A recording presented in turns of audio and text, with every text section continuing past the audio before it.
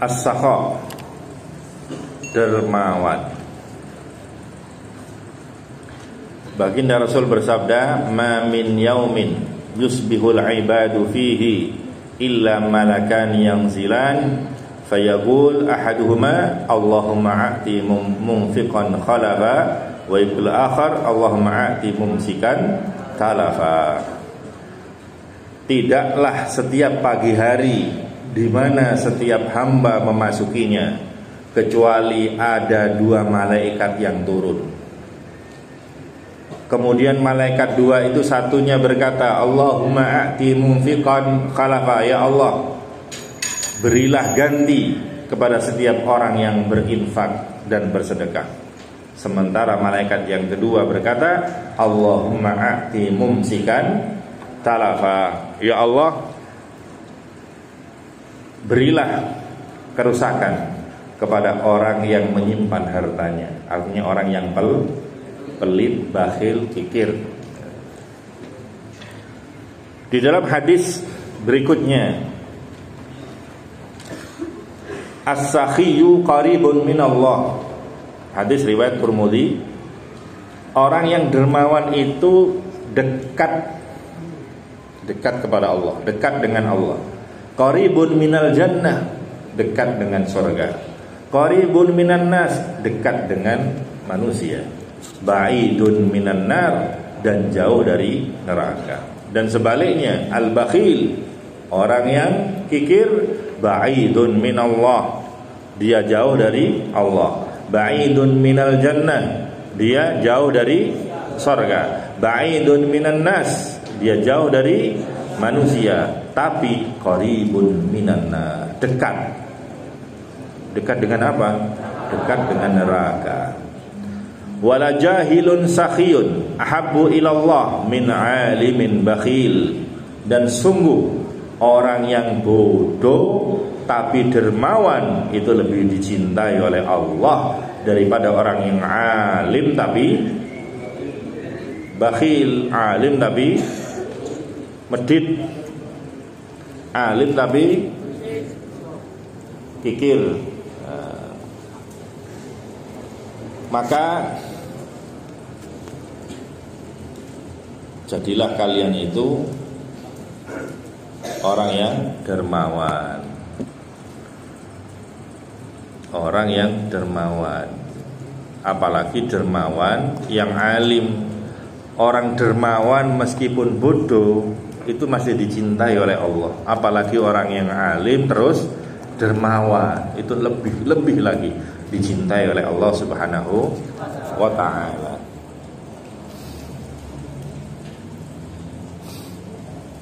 Dermawan itu artinya memberi. Kalian lebih suka mana? Diberi atau memberi? Diberi apa memberi? Jujur. Normal berarti ya. Lebih suka diberi. Ini harus mulai dirubah pemikirannya. Sekarang saya harus lebih suka memberi daripada diberi. Kenapa? Al-yadul ulya khairun minal yadis sufla. Tangan di atas itu lebih baik dari tangan di bawah. Tangan di atas itu maksudnya ini majas, makna kiasan, bukan makna yang sebenarnya. Tangan di atas itu maksudnya adalah pemberi. Tangan di bawah artinya penerima. Jangan diartikan yang sesungguhnya. Meskipun kamu menerima tapi maunya tangannya di atas saja. Pokoknya tangan di atas lebih baik, saya harus tangan di atas. Padahal dia menerima. Itu bukan seperti itu. Tapi tangan di atas itu adalah bahasa kiasan dari orang yang memberi. Maka pemberi itu lebih baik daripada penerima yang menerima. Maka jadilah kamu itu memberi. Kalau kamu suka memberi, maka Allah menjadikan kamu punya. Ya. Kalau kamu suka memberi, Allah akan menjadikan kamu orang yang punya. Karena orang yang tidak punya, dia tidak akan bisa memberi. Kata peribahasa, faqidus syai'i la yu'ti. Orang yang tidak punya apa-apa, dia tidak bisa memberi. Maka tatkala kamu hobi memberi, lebih senang memberi, maka Allah mentakdirkan kamu menjadi orang yang kaya. Mulanya ojo medit ya. Jangan medit. Kalau orang medit, orang kikir, didoakan sama malaikat, Allahumma ati mumsikan talafa. Ya Allah, rusakkan hartanya orang yang medit. Tapi kalau kamu ini loman, dermawan, maka didoakan oleh malaikat satunya, Allahumma ati mumfiqan khalafa. Ya Allah, berikanlah ganti dari harta setiap orang yang dermawan. Begitu dikasih ke orang lain, maka Allah menggantinya, bahkan menggantinya itu dengan yang lebih banyak, insya Allah. Maka jangan takut miskin, jangan takut habis hartanya tatkala kamu bersedekah, tatkala kamu membantu teman, tatkala kamu memberikan harta kepada orang lainnya. Maka harus diupayakan, harus memberi. Karena orang memberi itu nanti doanya mustajabah. Doanya mustajabah. Orang yang suka memberi itu doanya mandi, mustajabah. Kenapa kok begitu? Iya, karena as-sakhiyu qaribun minallah. Orang yang dermawan itu dekat dengan Allah. Kalau dekat dengan Allah, permintaannya apapun, insya Allah dikabulkan sama Allah Subhanahu wa ta'ala. Al-Maghfurlah Romo Ki Haji Muhammad Badruddin Anwar pernah bercerita, santri-santri kabeh iki saya suruh baca waqiah. Bahkan alumni, bahkan masyarakat diajak baca waqiah. Diajak baca waqiah itu bukan hanya supaya kamu menjadi orang kaya. Karena Kanjeng Nabi bersabda, suratul waqiah suratul ghina. Surat waqiah itu surat kekayaan. Jare wong Jawa surat pesugihan. Jadi wong Islam nek pengin sugih gak usah teko nang Gunung Kawi. Golek pesugihan, tapi maca waqiah sing akeh. Tapi tujuan membaca waqiah bukan supaya kamu banyak uang, titik, bukan. Tapi supaya kamu nanti kalau punya uang, punya harta, punya kelebihan, maka kamu dapat membantu orang-orang di sekitar kamu, tetangga-tetangga kamu. Dan tatkala kamu membantu saudara kamu, membantu tetangga kamu, maka kamu mendapatkan doa yang mustajabah. Beliau bercerita dulu di Pasuruan. Di Pasuruan itu ada orang yang doanya itu mustajabah. Padahal kelihatannya orang itu remeh, gak punya amalan yang gede, gak punya tirakat yang macam-macam. Tapi setiap orang datang, tamu datang minta doa, semuanya diijabahi, semua dimudahkan urusannya. Maka kata beliau, maka aku penasaran, ndak wong ini doa apa yang dibaca orang itu ya, kok begitu mustajabah ya? Maka kemudian saya dengar-dengar, saya tanya-tanya, saya teliti, ternyata doanya remeh, doanya tidak panjang, doanya pendek. Ternyata orang itu diem-diemnya membaca doa. Apa doanya? Doanya itu jadi aula di An-Nur 2. Aula apa? Ya Qawiyyu ya Matin, ya Qawiyyu ya Matin, ya Qawiyyu ya Matin, ikfi syarra dhalimin. Ya ikut tok tunggu. Apa? Ya Qawiyyu ya Matin, ya Qawiyyu ya Matin, ya Qawiyyu ya Matin, ikfi syarra dhalimin. Ya Qawiyyu ya Matin, ya Qawiyyu ya Matin, ya Qawiyyu ya Matin, ikfi syarra dhalimin. Ini doa yang sering diulang-ulang oleh orang itu, sehingga doanya mustajabah. Doanya gak panjang, ternyata doanya pendek-pendek gitu. tapi setiap berdoa mustajabah. Terus kemudian beliau bercerita, oh ternyata belakangan aku tertipu, gledek. Ternyata yang menjadikan doanya mustajabah bukan teks doa itu yang dia baca, tapi yang menjadikan doa itu mustajabah karena dia tiap hari menanggung kebutuhan tetangganya. Tetangganya yang kehabisan beras, diteri beras, dikasih beras, dikirimi beras. Ada tetangganya yang kehabisan gula, dikirimi gula. Ada yang senang minum kopi, kehabisan kopi, dikirim kopi. Ya ini yang menjadikan doanya mustajabah. Maka doa mustajabah itu bukan karena teksnya, bukan karena lafadznya, tapi karena perbuatannya. Maka orang-orang dulu itu orangnya sakti-sakti, ya, mocone gak pati fasih, tapi hebat-hebat. Maka yang menjadikan dia diijabahi bukan lafaz doanya, tapi karena perbuatan baiknya. Salah satu perbuatan baik itu adalah apa? Dermawan. Jadilah orang yang dermawan. Maka dari itu kalian semua, kata beliau, tak ajak membaca waqiah supaya kamu banyak uang, banyak rezeki.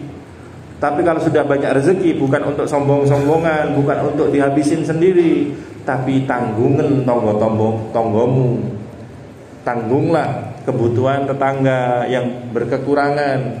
Ya, dikirimi sembako, kebutuhan-kebutuhan itu. Maka saat itulah doamu menjadi mustajabah. Kalau doa mustajabah, kamu minta apa saja, insya Allah semua urusanmu bakalan dimudahkan oleh Allah Subhanahu wa ta'ala. Maka wali itu menjadi wali. Wali itu menjadi wali itu karena dia loman, dia dermawan. Dalam hadis yang diriwayatkan oleh Imam Daruqutni, Al-Imam Al-Ghazali meriwayatkan, "Ma jabalallahu waliyan lahu illa 'ala as-sakha wa husnil khuluq." Tidaklah Allah pernah memberikan watak kepada seorang wali, ya, kecuali dengan watak dermawan dan pekerti yang baik. Jadi wali menjadi wali. Jadi titene wali lah temenanan waliullah. Dia tidak akan pernah meminta kepada orang lain, bahkan dia memberi.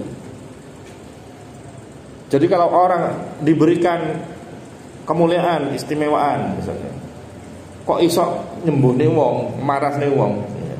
Kalau memang dia wali, dia tidak akan pernah menetapkan tarif. Dia tidak akan pernah meminta. Kok ternyata orangnya berterima kasih ngasih, ya dia menerima, ada masalah. Tapi dia tidak pernah menetapkan tarif. Oh sekali pengobatan 500.000 orang. Lek ngono iku jenenge dokter. Ya itu bedanya dokter sama wali, bedanya tabib sama wali. Wa husnul khuluq, dan pekertinya bagus. Tapi tidak orang jenenge wali-wali kok meso. Ya, perbuatannya menguji, perkataannya menguji orang lain.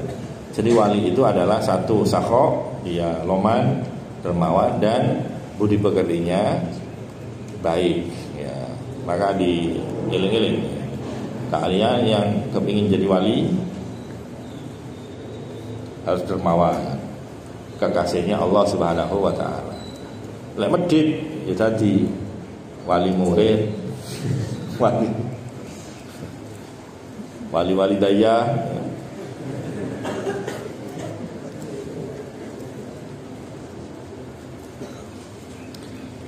Kemudian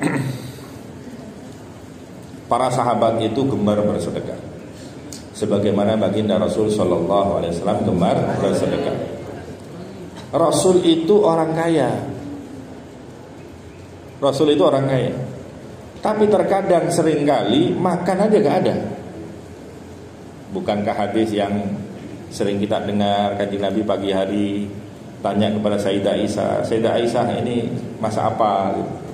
Apa kata Sayyidah Aisyah? Gak ada apa-apa Kanjeng Nabi. Ya sudah, faidan ana shaim. Ya sudah, aku tak poso. Kanjeng Nabi sering makanan saja gak ada. Lu kok bisa dikatakan kaya? Kanjeng Nabi kalau punya uang itu segera disedekahkan. Sebelum malam tiba, Rasul tidak ingin tidur dengan menyimpan uang yang banyak. Semuanya disedekahkan, dikasih kepada orang yang butuh. Itu loh kanjeng Nabi. Beda dengan orang kita, begitu dapat uang malam kalau bisa ada tambahan, ditambahi lagi. Kanjeng Nabi tidak. Kanjeng Nabi tidak betah memegang uang. Dapat uang segera disedekahkan. Begitu juga para sahabat. Para sahabat ini diceritakan di dalam Sunan Abi Dawud. Diceritakan ada perlombaan antara Sayyidina Abu Bakar sama Umar. Sayyidina Abu Bakar terkenal dengan banyak sedekah, gemar bersedekah. Sahabat yang lain iri dalam artian baik. Kalau iri dalam urusan ibadah. Jadi iri bukan hartanya, sugi-sugian bukan. Iri ake-akean ganjaran. Itu iri yang baik, ya, ghibtah namanya. Kemudian berlomba-lomba, bagus itu. Fastabiqul khairat, berlomba dalam kebaikan. Sayyidina Umar begini, terbesit dalam hatinya, wah, aku iri sama Sayyidina Abu Bakar. Dia setiap hari bersedekah, sedekahnya banyak. Wes, untuk hari ini aku harus mengalahkan Abu Bakar. Al-yauma asbiku Abu Bakar in sabaqtuhu yauman. Al-yauma asbiku Abu Bakar. Hari ini aku harus mengalahkan Abu Bakar. Aku harus bersedekah lebih banyak. Hanya membawa harta banyak menghadap kepada baginda Rasulullah. Ya Rasul, ini sedekahku ya Rasul. Kemudian baginda Rasul kaget, loh, kok tumben Umar, sedekahmu kok wakeh ngene? Kok banyak sekali sedekah kamu? Kemudian Rasul bertanya, ma abqaita li ahlik? Kamu bersedekah dengan banyak seperti ini, apa yang kau sisakan untuk keluargamu? Apa yang kau sisakan? Apa yang dikatakan oleh Abu Bakar? Abqaitu lahum mithlahu. Aku menyisakan yang sama dengan yang saya sedekahkan. Berarti sedekahnya berapa persen? 50%. 50% disedekahkan, 50% disisai untuk keluarga di rumah. Banyak kan?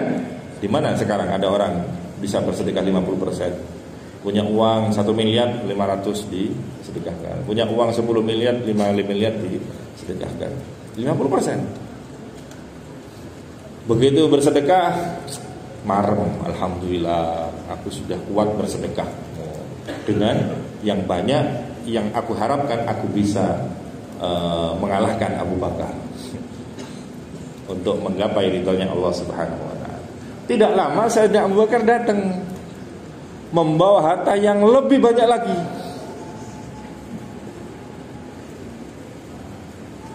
Kanjeng Nabi kemudian bertanya-tanya, "Weh, Abu Bakar, iki mau teko Umar ngowake iki kok luwih akehan iki opo iki? Kok lebih banyak? Madza abqaita li ahlik? Apa yang kau sisakan untuk keluargamu?" Apa jawabnya Abu Bakar? Abqaitu lahum Allah wa rasulah.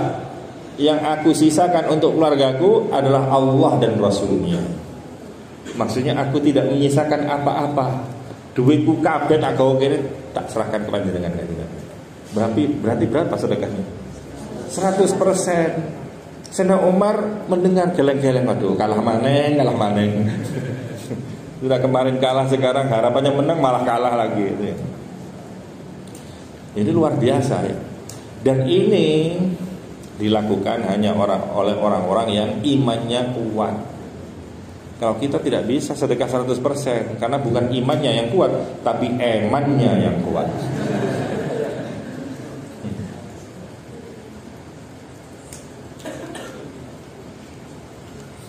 Ada sebuah buku,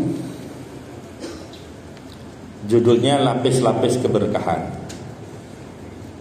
ditulis oleh Salim Afillah. Saya ceritakan buku ini karena ada kisah menarik di sana. Ada kisahnya orang yang dermawan. Di situ tidak disebutkan nama sesungguhnya, tapi disebut dengan namanya Haji Usman. Terus katakanlah orang yang dermawan itu adalah Haji Usman. Haji Usman ini rumahnya di Jogja, pengusaha batik. Dia punya harta banyak, terkenal di daerahnya, Haji Usman. Dan dia ahli sedekah. Tidak ada orang yang datang ke sana kecuali dikasih. Tidak pernah menolak orang yang minta. Ada orang bawa proposal, bikin panti asuhan, proposalnya sekolah, proposal masjid, semuanya dikasih. Ada orang datang perorangan, dikasih juga sama Haji Usman. Tidak pernah menolak. Wah, luar biasa. Orang-orang kaya di desanya bingung. Enggak, Haji Usman ini kok iso kok dermawan kayak begitu. Kaya-kaya gak eman sama hartanya. Koyok-koyok gak eman nang bondone. Akhirnya penasaran, beberapa orang di kampungnya itu datang silaturahmi ke Haji Usman. Kemudian saya bertanya mereka itu, Pak Kaji, jenengan niki, Anda ini kok kami lihat ini kok gak eman nang bondo nih. Kok gak gak eman ke hartanya. Kok gak sayang kepada harta. Katanya Haji Usman, siapa bilang saya gak eman-eman, saya gak sayang harta. Siapa bilang? Orang di kampung ini yang paling sayang sama harta, sama paling eman karo bondone, ya aku ini. Orang yang paling sayang sama harta ya aku ini, katanya Haji Usman. Nggak gitu Pak Haji. Sampai ini kan setiap orang yang datang itu dikasih. Itu kan namanya gak eman karo bondo, nggak sayang sama harta gitu kan. Kok bisa seperti itu? Kata Haji Usman, oh begitu. Jadi saya ini orang yang paling sayang sama harta, orang yang paling tidak rela berpisah dengan harta. Karena aku sayang sama hartaku, maka aku kepingin nanti mati pun aku membawa harta. Lah iso mati bondo aku tak gowo. Tapi kan gak iso. Soale wong mati iku gak iso gedung. Orang mati gimana? Begal, tangannya begini. Anak waktu lahir bayi, tangannya begini. Maka orang hidup itu begini, sifatnya medit. Tak boleh semati, dia gak bisa pegang apa. Aku sangat sayang kepada harta-hartaku, sehingga aku kepingin hartaku tak bawa ke dalam kuburan. Aku akan bawa mati hartaku. Tapi kan aku gak bisa bawa. Kenapa? Karena kain kafan tidak ada sakunya. Mungkin kalau kain kafan 2021 mungkin ada model baru, ada sakunya. Karena yamul kainnya ATM gitu kan. Tapi kan gak bisa.